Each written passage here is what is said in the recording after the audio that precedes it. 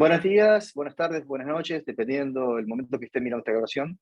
Si están viendo el evento en vivo, muchas gracias por llegar al final del mismo. Esta sería la última sesión.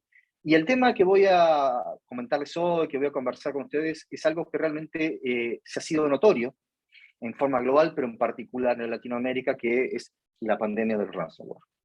La idea de hoy es un poco recorrer algunas tecnologías, en particular lo que puede ser capacidades de network security, para poder lidiar con estas capacidades y cómo también inclusive se relacionan con otras tecnologías y soluciones dentro del espectro de VMware desde el punto de vista de seguridad. Y esta pandemia yo creo que nadie duda, especialmente aquellos que estamos en Latinoamérica, pero también a nivel global, ha sido muy presente. Y estos números simplemente muestran la seriedad de esta problemática. Y cómo estamos hablando de que ya no es un caso eventual, sino que potencialmente todos podemos ser afectados por la misma. Y partir de eso significa que nosotros tenemos capacidades, y es un buen punto a tener en cuenta, que cuando estoy hablando de NSX, en particular de seguridad, no estoy hablando solamente de este concepto de microsegmentación que hace 9 años atrás introducíamos con la primera generación de NSX, sino una gama de soluciones mucho más amplia, de soluciones, de capacidades que tiene la plataforma, que han crecido con el tiempo. Y en particular estas tecnologías que han siendo entregadas se van potenciando y realimentando con elementos que existen desde otras soluciones de VMware, por eso hablamos de VMware Security como todo, en las cuales cada una de las soluciones de VMware tienen capacidad de obtener información desde puntos de vista de seguridad y realimentan una base de threat intelligence común, compartida por todas las soluciones de VMware y que realimentan en forma cruzada las mismas, que hemos dado a nombrar como VMware Context. Aquellos que hayan visto el keynote de nuestro VP, que es Tom Gills, en el último RCA Conference, habla un poco en esta visión. Pero en vez de mostrar cada una de las capacidades y entender que tenemos capacidades de segmentación, que hemos ya visto hace ya varios años, capacidades de IPS, empiezan a haber capacidades innovadoras en las cuales capacidades de analizar tráfico anómalo, capacidades de prevención y detección de malware y finalmente capacidades de correlacionar todo esto en una visión más amplia como es un NDR. Esto, desde el punto de vista de esto estamos hablando de NSX Security. No solamente de segmentación, que es el primero de los pilares, sino los sucesivos. Y para entender un poco cómo se aplica esto, lo voy a poner en el contexto de un caso en particular, como decíamos, de ransomware. Y desde ese punto de vista, cuando yo miro esto, mucho de lo que voy a comentar en esta sesión está asociado a estas tácticas y técnicas que la industria ha denominado para una fácil entre todos, tanto clientes y distintos proveedores, lo que es el framework meter attack. Y en particular, aceptar algo básico de lo que es el Zero Trust. Va a ocurrir algo. Y ese ocurrir algo significa que no solamente podemos centrarnos en la protección del perímetro, sino tener capacidades de que cuando ese perímetro ha sido comprometido, poder lidiar. Y eso ocurre realmente en el interior de esta zona de seguridad, coloquialmente el interior de nuestro data center, en la cual nosotros hablamos de ese tráfico este-oeste, que ha sido realmente el foco, de bueno insistir, donde hace 9 años nos pusimos. No porque no también consideramos el perímetro, el tráfico norte-sur, pero este es el lugar donde vivimos nosotros, donde había mucho más potencial y mucho más espacio para crear necesidades de crear capacidades. Entonces, cuando yo lo miro desde ese punto de vista, y empiezo a mirar, por ejemplo, lo que sería esa secuencia de la vida, del ciclo de vida de un ransomware, todo comienza en algo. Y el primer punto es un acceso. A través de la explotación de un acceso, poder conseguir un espacio donde poder tomar un punto de control y luego expandirme. Y ese acceso generalmente es una estación de trabajo, algo que es colateral. Aquí es un caso de un VDI, pero perfectamente podría ser una estación de trabajo física. La situación es exactamente la misma.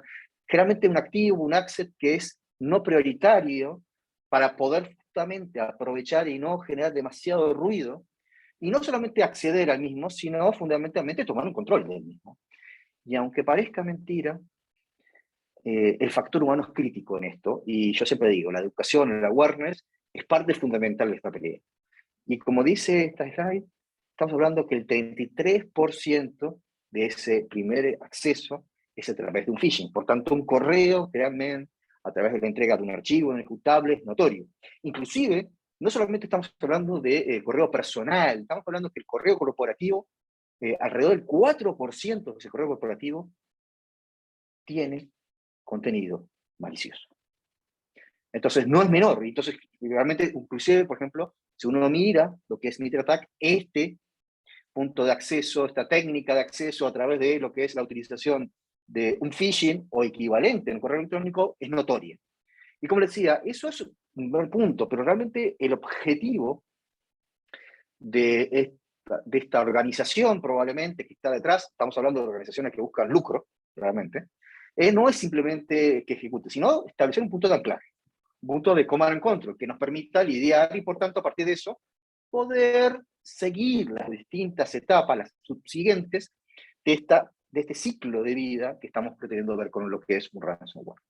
Cuando lo miro de esta manera, la pregunta que uno podría decir, ok, Waldemar, ¿qué tecnologías nos permitirían lidiar con esta primera situación, que es este acceso inicial y a partir de cuál se genera ese canal de command and control? Entonces, las dos tecnologías asociadas, primero es el malware prevention, pensando que estamos hablando de la recepción de alguna manera de algún tipo de malware y adicionalmente la detección de ese command and control que estamos hablando.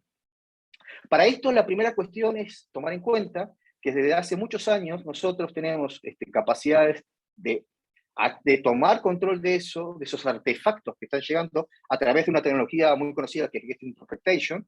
Y en ese caso, no nos quedamos simplemente con capturar esa información, sino que hacemos un análisis de la misma a través de su sandboxing.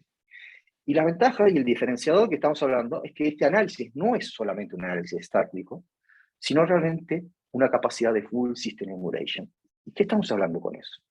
Estamos hablando del concepto de que no solamente tomar el artefacto y darle un espacio pseudo real para que pueda ejecutarse. ¿Por qué digo pseudo real? Porque muchas veces lo que se hace en otras soluciones, algo similar, con lo que podría ser caso de lo que capturar el archivo y permitir que se ejecute algo, lo que podría ser muchas de tecnologías más tradicionales como Honeypot, pero muchas veces los malware se dan cuenta de eso, porque como las capacidades son limitadas, son capaces de detectar eso y por tanto de dejar de operar como tal y no verse como un artefacto malicioso.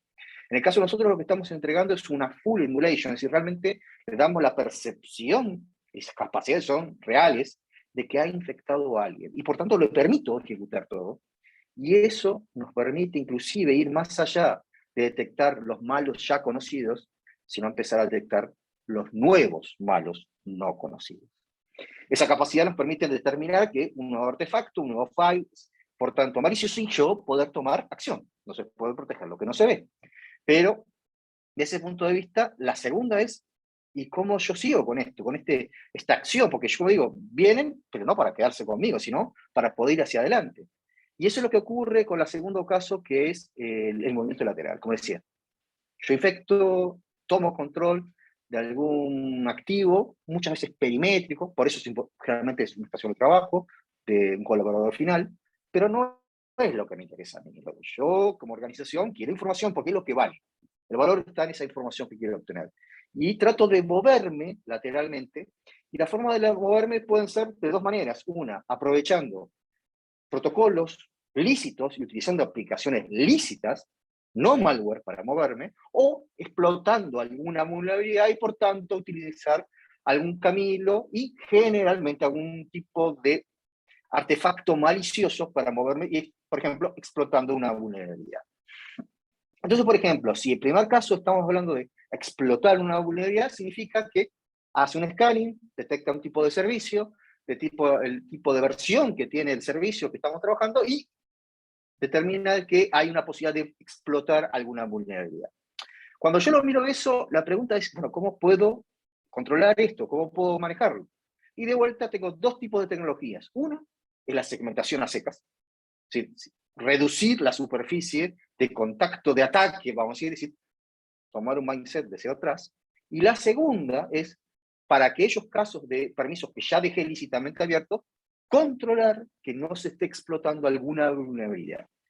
Para el caso de segmentación estamos hablando de las tecnologías que volvemos a existir hace 9 años, que fue nuestra primera implementación, la primera generación de microsegmentación, pero en forma más amplia, segmentación de ambientes, segmentación dentro de un ambiente de distintas aplicaciones Y finalmente, la segmentación dentro de la misma aplicación. La ventaja que tiene las tecnologías que estamos hablando es que ninguna requiere cambio en la red. Eso significa que puedo tomar un estado de brownfield de mi entorno y poder segmentar y, por ejemplo, decir claramente que el entorno de desarrollo no habla con producción. Indistintamente cómo estén conectados. Es decir, no hay una dependencia de las zonas de seguridad de cómo se ha estructurado la red. Entonces, desde ese punto de vista, los entrego a los equipos de seguridad, a las sociedades de seguridad, más flexibilidad a la hora de definir estas zonas. Y si yo tengo que trabajar con esto y me falta información, no tengo claro los flujos, una de las opciones que yo tengo nativamente en NSX es la captura de telemetría. Y por tanto, poder ver claramente los flujos de comunicación de aplicaciones y a través de NSX Intelligence poder crear una recomendación a partir de lo que es un Machine Learning de cómo definir esta segmentación. Esto me permite que NSX Intelligence capture esta información, me dé una sugerencia de reglas de seguridad y esas reglas de seguridad publicarlas y aplicarlas, es decir, reducir. El mercado natural, es decir, si yo puedo reducir los permisos, las conexiones, tomo un approach de reducción de superficie de ataque, tomo un approach de cero atrás. Pero como les decía, ¿es suficiente esto? No, yo diría el primer paso natural. Pero ¿qué me ocurre cuando yo dejo puertas y ventanas abiertas? Que las tengo que dejar, porque mi aplicación necesita operar. Entonces, ¿cómo sé que dentro de los flujos de esas aplicaciones no se está colando algo indeseado? Bueno, ahí está esta capacidad que les decía de vuelta que hace ya varios años que poseemos, que es la capacidad de un IPS, que corre directamente el hipersor, exactamente bajo el mismo concepto que tenemos del firewall distribuido, que corre directamente en el kernel del hipervisor. Aquí estamos hablando de lo mismo, la misma capacidad de IPS en forma avanzada distribuida. Y de ese punto de vista, ¿qué ventajas tiene esto? La primera cuestión es que generalmente los IPS yo los pongo en un punto de consolidación, de agregación de tráfico, y tengo que cargar muchas firmas, muchas. Un costo computacional, una afectación porque tengo que recorrer todas estas firmas, lo cual a veces no es sano desde el punto de vista de los tiempos de respuesta de aplicación, y también la posibilidad de, al estar tan alejado del contexto, de producir falsos positivos. Pero yo le acabo de decir que nuestra perspectiva de ubicar este IPS, especialmente para el entorno virtual, es no tener la función centralizada, sino igualmente que hicimos con el firewall, de vuelta hace 9 años, tomar esta función y distribuirla en el hipervisor. Lo que estamos hablando es que similarmente a que tenemos un firewall stateful capa 7 delante de cada máquina virtual, yo tengo un IPS delante de cada máquina virtual. Esto me permite a mí ser muy preciso, acotado, con las signatures que cargo, entonces mucho más eficiente en la utilización de recursos y también reducir notoriamente la probabilidad de un falso positivo. Eso sumado a todo el trabajo que se hace en background para tener un QA de estas siglas. Ahora, ¿qué pasa con un caso particular? Habíamos dicho vulnerabilidad, una potencial vulnerabilidad. Y una vulnerabilidad siempre se parchea, pero todos sabemos que no podemos parchar rápidamente, o tan rápidamente como deseáramos. Por X circunstancias, las que fuera, hay un gap entre que se detecta y podemos efectivamente hacer ese patch. La pregunta es qué hacemos en el medio, en ese tiempo integral de esta acción. Entonces tengo que tener un control compensatorio. Y un control compensatorio es utilizar la capacidad de IPS como una función de virtual patching. ¿Qué estamos diciendo? Yo tengo la vulnerabilidad en mi activo, la poseo, no he podido parcharla, por tanto está expuesta. Pero si yo ejecuto el IPS, puedo capturar esas interacciones y hacer que desde el punto de vista del recurso en la red, pareciera que el mismo estuviera parcheado. Por tanto, aunque sí yo sé que la vulnerabilidad como tal existe dentro del propio sistema operativo, aplicación, si alguien quiere tratar de explotar la misma, no tiene efecto, porque yo virtualmente he utilizado una acción de compensación, en este caso con la función de IPS. Entonces, de vuelta, ya sea la reducción de las conexiones, y segundo, en aquellas conexiones que sí debo dejar, la vigilancia de lo que está, dar esa primera forma de ocurrir. Bien, me parece muy bien, Waldemar, pero eso está muy fuertemente asociado, especialmente la parte de IPS, a que efectivamente estén utilizando un código malicioso. Pero ¿qué pasa cuando no es un código malicioso? ¿Se acuerdan? El otro caso es utilizar una aplicación lícita para borrarme. Y estamos hablando de cifras muy fuertes. Aquí estamos hablando de un reporte que hicimos el año pasado, pero pueden buscar a otros reportes de la industria y no cambia. Cambiará el porcentaje tal vez, pero la importancia de que, por ejemplo, explotan aplicaciones lícitas para este movimiento lateral. Sí, algo que yo no voy a detectar como malware, sino como, por ejemplo, acá, como texto. Y la pregunta es, si ocurre eso, ¿cómo yo sé que es algo malo? Y eso es la importancia. Y es muy fácil, porque estamos hablando de tráfico que está originado en aplicaciones lícitas, por tanto no es un código malicioso, no es un malware, pero su utilización es parte de una cadena de eventos que hacen que produzcan un ataque final. El problema es que yo cuando veo esto, muchas veces esto es tráfico sospechoso, tráfico anómalo, y no tengo, si me quedo solamente en eso, no tengo una acción para determinar si eso es así. Entonces la pregunta es, ¿cómo, de toda esta batería de soluciones, cómo puedo saber eso? Y ahí es la primera, primero visualizar, y eso es, de vuelta, telemetría sin modificación de la red. Eso es parte de la filosofía que tenemos en el security. Por tanto, puedo, sin un tap, capturar todos los flujos, incluidos estos flujos potencialmente sospechosos. Ahora la pregunta, ¿cómo sé que realmente es parte de eso? Necesito algo más. Si no, me quedo en la sospecha. Y ahí es cuando empieza a tener un poco más de sentido la extrapolación, la correlación de eventos. Y en ese sentido, cuando nosotros estamos hablando de Network Traffic Analytics, lo que estamos haciendo es de vuelta, capturar todos los flujos que existen en el data center. Todos, no puntos ciegos. Filosofía de poder avanzar, no, no, todos. Tamizar todos esos flujos primero por un proceso de Machine Learning no atendido, en la cual conozco patrones naturales esperados, perdón.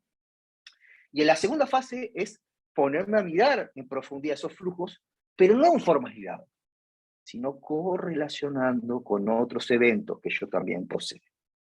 Por ejemplo, si yo tengo un flujo de RDP, que como tal no parece que tuviera una problemática, pero ese flujo termina transportando un malware, o por ejemplo, termina viendo que genera además el transporte de algunos paquetes maliciosos, IPS, yo puedo tener no la sospecha, sino la certeza de que ese flujo es parte de una cadena o de una campaña, palabras que tienen que retener, de lo que está ocurriendo. Entonces, cuando yo miro esto, digo, ok, bueno, entonces el favor es ir más allá de mirar el IPS, el malware, sino, sí, hay que ir más allá de eso. Y eso lo hemos entendido tan claramente que esa es la filosofía de cuando nosotros hablábamos de Network Dictational Response. E inclusive estamos tan convencidos de esto que el año pasado llevamos nuestra solución para ser evaluado por ECLabs. Y esta evaluación no es una evaluación hipotética, sino que el equipo de ECLabs toma varias campañas conocidas, activas, presentes, problemas reales que tenemos hoy por hoy, y pone la herramienta a trabajar. Increíblemente, por decirlo de alguna manera, fuimos la primera solución que logró rankear un 100% de precisión. No solamente fuimos la primera solución que rankeó ese 100% de precisión, sino que obviamente eso nos convirtió en la primera, la mejor solución de NR del año pasado. Pero ustedes saben que esto es muy dinámico. El año pasado es tiempo pasado. Estamos hablando ya que estamos en julio. Pero, ¿y qué pasó? Bueno, no solamente el año pasado, siendo más al día de hoy, en la última conferencia de RCA, también fuimos galardonados como la mejor solución o más innovadora en el segmento de DR, y ahí nuestros amigos de Carbon Black también los que es Application Security. Entonces, estábamos hablando no de capacidades hipotéticas, estábamos hablando de capacidades y testeados por terceros que nos llegaron ya. Ahora, sigamos en la historia de lo que veníamos hablando, de este camino, este ciclo de vida del ransomware. Ok, llegó al activo que le interesa, al que quiere traer. Entonces, lo que va a buscar es traer esa información primero y después hacerse daño, ¿de acuerdo? Ya sea la destrucción per se o, hoy por hoy, de vuelta, esto es simplemente economía, y por tanto quiero un beneficio económico para esto. Entonces, como decía, ya me moví lateralmente, ya obtuve un acceso a una aplicación o lo que fuera, ahora lo que quiero es llegar a lo que realmente tengo interés, por ejemplo, una base de datos. Y lo primero que tengo es robar esa información, y es robarla. Directamente se extrae esa información a través de nuevos recursos, por ejemplo, aquí habla de un DNSCAP, ahí la pregunta es, ¿por qué tengo un recurso haciendo un DNS hacia el exterior? Y ahí va un poco la filosofía de entender qué tenemos que tener en cuenta. Pero no solamente con eso. Una vez que hizo eso, que extrajo esa información y por tanto tienen en su poder nuestro valor, la segunda cosa que hacen es cifrar ese valor, es decir, realmente comprometer nuestra disponibilidad. Y esto provoca que las primeras generaciones de ransomware se preocupaban solamente de eso, cifrar la información y solicitar un rescate, ese ransom que estamos pidiendo, ese rescate de la key para descifrar, pero las nuevas generaciones, la segunda ola, ya juegan a una doble extorsión, en la cual no solamente nos extorsionan por esa key, sino que dicen, y si no me pagas por esa key, yo ya tengo tu información y la puedo vender. Entonces, ese doble extortion que se menciona aquí es significativo y hay que aceptarlo, que esa es hoy el día que estamos conversando, el modus operandi de ransomware. Cifrar y además extorsionar. Si no pago, yo vendo tu información. Entonces, el daño es severo. Piensen en el daño de información de propiedad intelectual o el daño de reputación que puedo tener. Cuando vuelvo nuevamente a este abanico de capacidades de NSX Security, la pregunta es qué puedo utilizar. Y acá empieza todo el trabajo fuerte, ya no de la segmentación, sino de todo el resto de capacidades avanzadas, y en vez de mirarlas individualmente, voy a mirarlas en forma correlacionada. Estamos hablando de que tomo las capacidades que ya tengo de IPS, tomo las capacidades que tengo de malware prevention, más la capacidad de análisis de tráfico, suspicious traffic, y lo tamizo por una correlación que hacemos en forma natural. Y eso es parte del expertise que tenemos nosotros. No solamente con estas capacidades de Machine Learning, sino del equipo de Red Hunting que está trabajando en back office, en VMware. Eso es el potencial cuando hablamos de este VMware con Texa. Es esa realimentación que permite tunear, mejorar, adaptar, actualizar el proceso de Machine Learning, porque hay un equipo 100% dedicado en VMware para hacer esto. Cuando hago esto, lo que yo empiezo a tener es una visión en la cual todos estos componentes, cada uno de ellos, están siendo cubiertos por este ciclo de vida del ransomware. Y por tanto, si los uso en forma conjunta, tengo una muy buena herramienta para trabajar. ¿Es todo? No, podemos ir a más. Y ahí está el juego cuando yo empiezo a combinar, saliendo de lo que es estrictamente NSX Security, e incorporo las capacidades de Endpoint Security del equipo de Carbon Black. Ya sea Carbon Black Workload o Carbon Black Cloud, ¿sí? Las soluciones de Endpoint Security, y las hago trabajar en forma conjunta.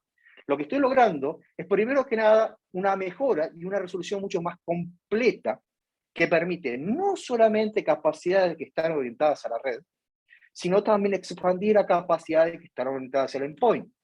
Cuando hago eso y me vuelvo a plantear el tema del meter attack, me encuentro que cada una tiene distintas visiones o estos puntos de vista de esta protección, y por tanto, cuando los uso en forma conjunta, puedo con un único proveedor, en este caso VMware, lograr una excelente cobertura de lo que es el meter attack.